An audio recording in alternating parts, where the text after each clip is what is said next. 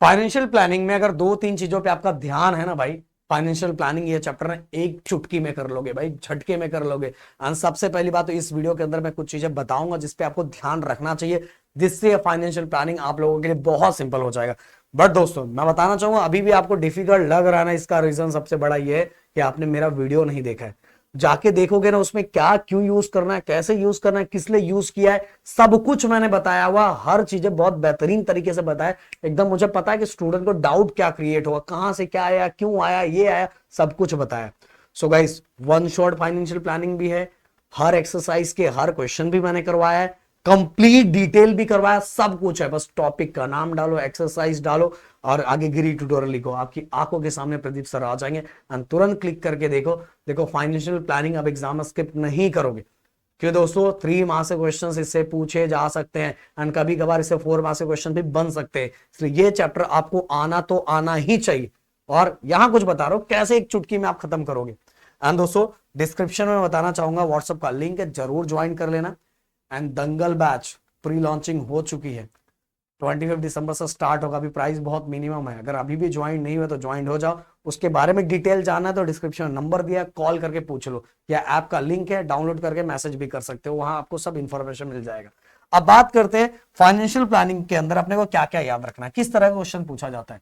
देखो दोस्तों सबसे पहले तो ये आपको पता रहना चाहिए, जीएसटी को जनरली 2 पार्ट में डिवाइड किया गया, सीजीएसटी एंड एसजीएसटी। अगर जीएसटी जनरली मान लो 20 रुपीज जीएसटी लिया जा रहा है तो हाफ आप में डिवाइड कर दिया जाता है, आधा तेरा आधा मेरा, 10 सेंट्रल का हो जाएगा और 10 स्टेट का हो जाएगा। इस तरह से इक्वल पार्ट में डिवाइड किया जाता है। तो कभी कभार आपको जीएसटी दिया जाता है और उससे पूछा जाता है बताओ सीजीएसटी कितना, तो जितना जीएसटी दिया है उसका हाफ कर दो, सीजीएसटी हो जाएगा। कभी कभार ऐसा भी होता है सीजीएसटी दिया रहता है और आपसे जीएसटी पूछा जाता है, तो जीएसटी जितना दिया उसका डबल कर दो, सीजीएसटी जितना दिया उसका डबल कर दो, जीएसटी हो जाएगा।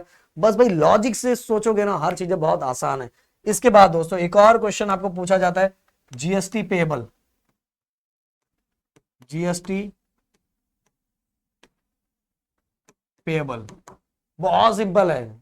जीएसटी पेएबल ऐसा कहीं भी लिख के आएगा ना तो output tax minus ITC, output tax minus ITC.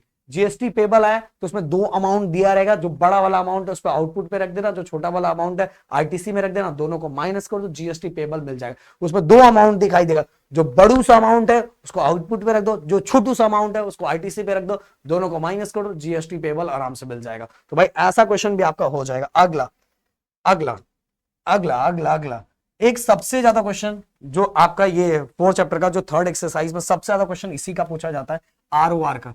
और इसके क्वेश्चन एग्जाम में आते हैं मेरे दोस्त, ROR. ROR rate of return, rate of return के लिए गाइस आपको टोटल डिविडेंड क्या होता है, रुको 1 मिनट, हर चीजें का relation, total dividend and sum invest, sum invested into 100, क्योंकि परसेंट में आएगा ना इसलिए इंटू 100। गाइस डिविडेंड हमेशा फेस वैल्यू पे निकाला जाता है, डिविडेंड हमेशा फेस वैल्यू पे निकाला जाता है, जो हमें शेयर जो रिलीज कर रहा है वो प्रोवाइड करता है। एंड साथ में सम इन्वेस्टेड मार्केट वैल्यू पे डिसाइड होता है, मार्केट में जो वैल्यू चलती है उस वाइज डिसाइड होता है। Okay market value.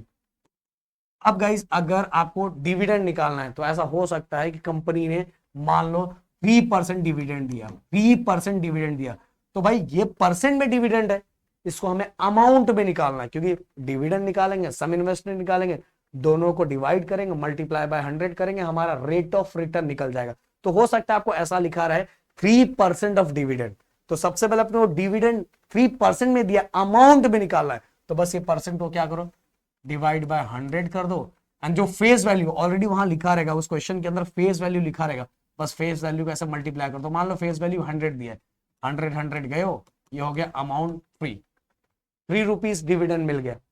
अगर हम लोग 100 शेयर कर रहे हैं तो 100 से मल्टीप्लाई कर दो, एक शेयर पे 3 रुपीज डिविडेंड मिल रहा है, 100 शेयर पे कितना मिलेगा 300, हो गया 300 ऊपर लिख दो, काम खत्म। And sum invested, sum invested मतलब मान लो मैं 300 शेयर खरीद रहा हूं, मैं कितना शेयर खरीद रहा हूं, मान लो मैं 100 शेयर खरीद रहा हूं, एंड मार्केट में हर शेयर का जो प्राइस है वो 2 रुपीज चल रहा है। कितना रुपीज चल रहा है? 2 रुपीज चल रहा है। मार्केट वैल्यू, मैंने बोला मार्केट वैल्यू पे डिसाइड होता है सम इन्वेस्टमेंट, क्योंकि इन्वेस्टमेंट हम करते हैं ना, इन्वेस्टमेंट हम कर रहे हैं। तो मार्केट में एक शेयर का मार्केट वैल्यू 2 रुपीज चल रहा है और मैं 100 शेयर खरीद रहा हूँ, तो हो गया ये 200। अब गाइस क्या करना है, ये दोनों को डिवाइड कर दो, मतलब जो वो अलग मैंने वहां बताया, दोनों को डिवाइड कर दो, इंटू 100 कर दो, आपका ROR निकल गया। तो डिविडेंड हमेशा फेस वैल्यू पे निकालते हैं, इन्वेस्टमेंट हमेशा मार्केट वैल्यू पे निकालते हैं। डिविडेंड ऑलरेडी अपने को दिया रहेगा परसेंट में, बस उसको परसेंट को हटाने के लिए डिवाइड बाय 100 करो, परसेंट को हटाने के लिए डिवाइड बाय 100 करो, ओके, और इंटू 100, जो भी इंटू किसके साथ? फेस वैल्यू के साथ। ये 100 हमने क्यों लिखा है? परसेंट, क्योंकि हमें जो डिविडेंड रहता है वो किस में दिया रहता है? परसेंट में। तो परसेंट को हटाने के लिए डिवाइड बाय 100 किया और जितना फेस वैल्यू दिया है उसको मल्टीप्लाई किया, तो 100 कैंसिल हो गया और डायरेक्ट 3 आ गया। और जितने जितने आपको शेयर्स खरीदने उससे पर डिविडेंड को मल्टीप्लाई कर दो तो टोटल डिविडेंड मिल गया। इस तरह से आप ROR निकाल सकते हो। एक और चीज गाइस मैं बताना चाहूंगा, एक और तरह का क्वेश्चन पूछा जाता है ऐसा नंबर ऑफ शेयर्स निकालने का। तो जैसे मैंने अभी आपको बताया कि सम इन्वेस्टेड आप किस तरह से निकाल सकते हो? आप सम इन्वेस्टेड नंबर ऑफ जितने शेयर्स खरीद रहे हो, नंबर ऑफ शेयर्स जितने खरीद रहे हो, एंड मार्केट में उसका जितना वैल्यू होगा उतना हमारा इन्वेस्टमेंट है ना। मार्केट में हो सकता है 2 चल रहा होगा और शेयर 100 खरीदना है, तो 100 2 200 हो जाएगा मेरा इन्वेस्टमेंट, ओके। अब पर क्वेश्चन ऐसा दिया हुआ कि अपने को नंबर ऑफ शेयर पूछा है, तो भाई मान लो इन्वेस्टमेंट, अपने को इन्वेस्टमेंट कितना दिया? 200 रुपए, एंड मार्केट वैल्यू 2 दिया हुआ है। अपने को नंबर ऑफ शेयर्स बोला है, तो भाई यही फॉर्मूला नंबर ऑफ शेयर्स के लिए भी यूज कर लो। बस 2 से क्या करो, इसको डिवाइड कर दो। 2 से डिवाइड कर दोगे तो आपका नंबर ऑफ शेयर पता चला कितने शेयर्स? 100 शेयर्स। तो इस तरह से आप सम इन्वेस्टेड का ही फॉर्मूला यूज करके नंबर ऑफ शेयर्स भी फाइंड कर सकते हो। एक और चीज गाइस, ब्रोकरेज से रिलेटेड क्वेश्चन पूछा जाता है, तो ब्रोकरेज से रिलेटेड एक चीज मैं जरूर आपको बताना चाहूंगा, कभी भी अगर कोई प्रोडक्ट हम खरीद रहे हैं,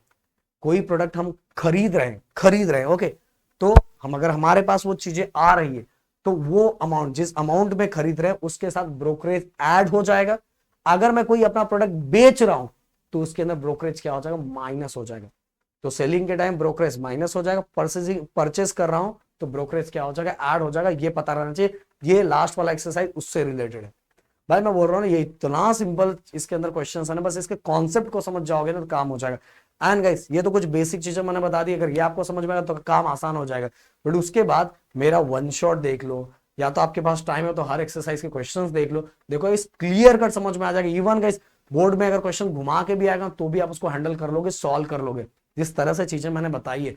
सोचो इतने कम टाइम के अंदर अगर मैं इतनी सब चीजें बता सकता हूँ, अगर आप मेरा डिटेल में जाके देखोगे तो वहां बारीकी से हर चीजें मैंने बताई है। तो मिलते हैं नेक्स्ट वीडियो में। Thank you so much guys. जय हिंद एंड जय महाराष्ट्र दोस्तों।